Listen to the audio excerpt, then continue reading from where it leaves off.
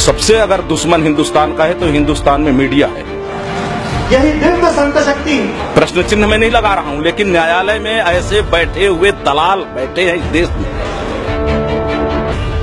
जजों के पीछे भी गुप्तचर चलते थे और जज अगर गलत जजमेंट देता है उसके लिए मृत्यु दंड था और सर्वस्व अपहरण का नियम था। ये कहने से काम नहीं चलेगा कि सत्य की पराजय नहीं होती। सत्य की तो पराजय क्या हत्या तक होती है।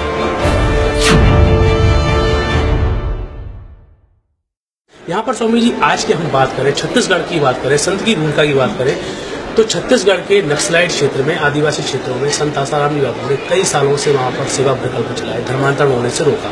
तो क्या बोलेंगे? इसमें देखिए दो कटु सत्य हैं। एक तो इस देश का मीडिया हिंदुस्तान और हिंदुत्व का नंबर 1 का दुश्मन है, क्योंकि विदेशी पैसे से और विदेशी बड़े बड़े मेडलों से सम्मानित है और पोषित है। इसलिए हिंदुस्तान में वो विदेशी षड्यंत्र का सबसे बड़ा हथियार है। सबसे अगर दुश्मन हिंदुस्तान का है तो हिंदुस्तान में मीडिया है।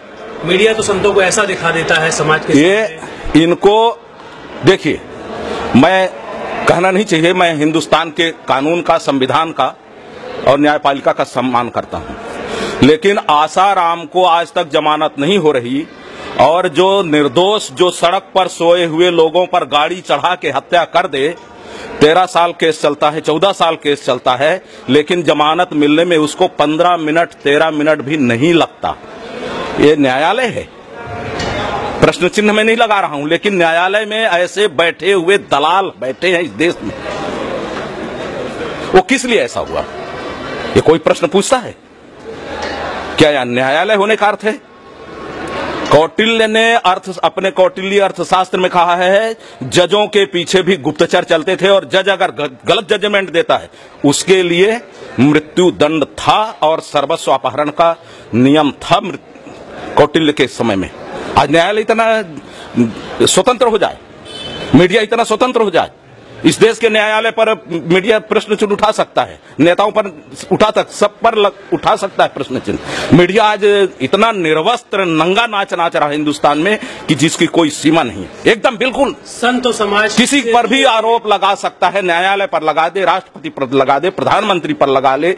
देश की जो हमारी सर्वोच्च सत्ता, धर्म सत्ता है, राज सत्ता हमारी सर्वोच्च नहीं है, उस पर प्रश्न चिन्ह लगाए। मीडिया को कोई प्रश्न पूछने वाला नहीं, आपने ऐसा क्यों किया?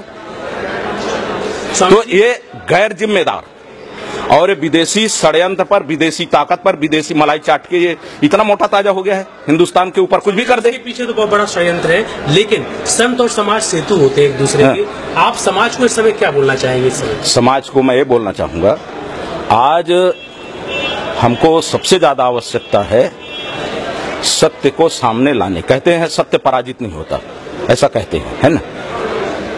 लेकिन सत्य की हत्या होती है। युधिष्ठिर के साथ, पांडवों के साथ जब अन्याय हुआ और राजा धृतराष्ट्र इस चीज को जान रहे हैं कि युधिष्ठिर के साथ अन्याय हो रहा और अन्याय करने वाले कोई नहीं, उनके पुत्र हैं और उनकी सहमति से हो रहा। उस समय विदुर ने कहा था, राजन आप इस अन्याय अत्याचार को रोकिए, क्योंकि जो कुछ हो रहा है आपकी जानकारी में हो रहा, और जो सत्य की रक्षा नहीं करता वो सत्य के साथ स्वयं भी नष्ट हो जाता है। इसलिए सत्य की रक्षा करना पड़ता है। ये कहने से काम नहीं चलेगा कि सत्य की पराजय नहीं होती। सत्य की तो पराजय क्या हत्या तक होती है और वही हो रहा है। इसलिए सत्य की रक्षा करना चाहिए। ये एक देश में एक बहुत भयानक विष घोल दिया गया है सेकुलरिज्म का। ईसाई अपने को बोलता है कि मैं सेकुलर हूं। आपने किसी ईसाई से सुना है क्या कि सेकुलर हूं? नहीं है, कहता है मैं ईसाई हूं। सोनिया को आप पूछिए, राहुल को पूछिए, सेकुलर हो? नहीं है। कोई मुसलमान को आप पूछिए, एक सेकंड, एक किसी भी आप मुसलमान को पूछिए सेकुलर हो? बिल्कुल नहीं, कहता पहले मैं मुसलमान हूं। लेकिन हिंदू जबरदस्ती कर लिए सेकुलरिज्म का, घूंट पता नहीं किसने पिला दिया सेकुलरिज्म की। तो सेकुलर यानी विधर्मी है, और जो सेकुलर है वो हिंदू द्रोही है, देशद्रोही है, और इस देश की संस्कृति का मतलब हिंदुस्तान का जो कुछ भी है उसका दुश्मन है। वो केवल यहाँ शोषण करना चाहता है, ऐश्वर्य भोगना चाहता है।